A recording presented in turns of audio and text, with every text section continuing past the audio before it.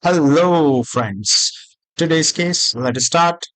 A 60-year-old diabetic man presents to emergency department with severe pain and swelling in his left leg. He reports having a small cut on his leg that he sustained while shaving a few days ago.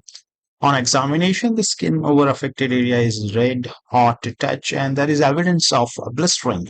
The patient is febrile and his blood pressure is low. What it could be? So let us think for a few minutes. What is the most likely diagnosis? What is the causative agent? What is the pathogenesis? Which investigation you will do? What is treatment? So this is a case of necrotizing fasciitis. The most common causative agent is Streptococcus pyogenes, which is a group A Streptococcus or GAS infection. So, what are the risk factors? Here it is diabetes, but other risk factors are kidney diseases, cirrhosis of liver, cancer, any preceding history of sore throat with group A beta hemolytic strep, with hematogenicity at the site of minor injury. Varicella or chickenpox is also a risk factor. Now, what happens is that trauma or surgery can introduce bacteria through break in skin. The bacteria colonizes and release the toxin and enzyme, causing inflammation of skin and soft tissue. A red, warm, or swollen area of skin that spreads very quickly, causing severe pain, including the pain beyond the area of skin which is red, warm, or swollen, and it causes fever. So this is basically a very similar looking like cellulitis. So it is known as early cellulitis phase. But infection soon spreads and causes necrosis of the fascia. So tissue underneath the skin that surrounds the muscle, nerve, fat, and blood vessel, that is fascia basically, it starts to necrose. And that leads to late phase symptoms like causing ulcers, blisters, black spots on the skin, change in color of the skin, pus or oozing from the infected area, as well as dizziness, fatigue, tiredness, sometimes diarrhea or nausea. And if the systemic spread happens, that may end up in sepsis, shock, or organ failure from manifesting as hypertension and tachycardia. So it is a very serious condition, which investigations we should do. But before that, there are two other conditions. For example, this is necrotizing fasciitis, but necrotizing fasciitis of limb, which is gas gangrene, that is Clostridium perfringens, which is the most common causative agent.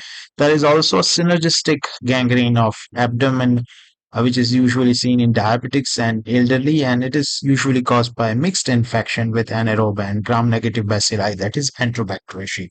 Here, it is basically leg which is involved. Here, any limb can be involved, but usually lower limb is usually involved. Here, abdomen is involved in synergistic gangrene. Now, which investigation you should do? The most important investigation is basically tissue biopsy culture. So you take area from this necrosed tissue and also include a healthy margin and send it for culture and sensitivity along with microscopy. You should also send blood culture. You have to do CT scan, MRI, or USG of the damaged area. Blood investigation to see for signs of infection and muscle damage. Coagulation study in form of INR, which is often increased with group A beta hemolytic strep due to production of streptokinase, can be used to monitor the progress of this condition, as Streptococcus pyogenes is the most common, most likely cause of this condition.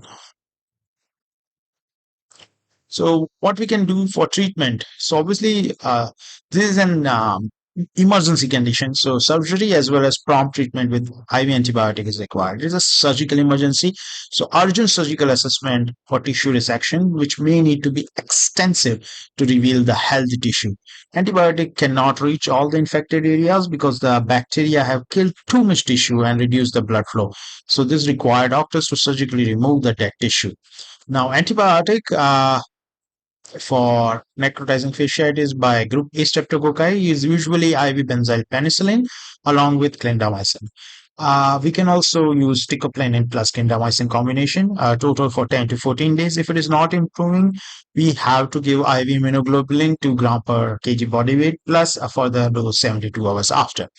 But if it is caused by mixed infection, that is GPC plus NRO plus gram-negative bacilli, then we should give meropenem with clindamycin or tico planin with ciprofloxacin and clindamycin for 10 to 14 days. So that's it. This is very important topic. Necrotizing fasciitis is very frequently tested on various competitive exam as well as your main university exam. So don't forget to read about it in detail. I hope this case help you to understand the key parameters and key points of this topic. If you have not subscribed to the channel, I would recommend that you do so so that whenever I post a new video, you get immediate notification. If you like this video, share it with your friends and colleagues. And do share your suggestion and comments. I would love to hear them. Thanks.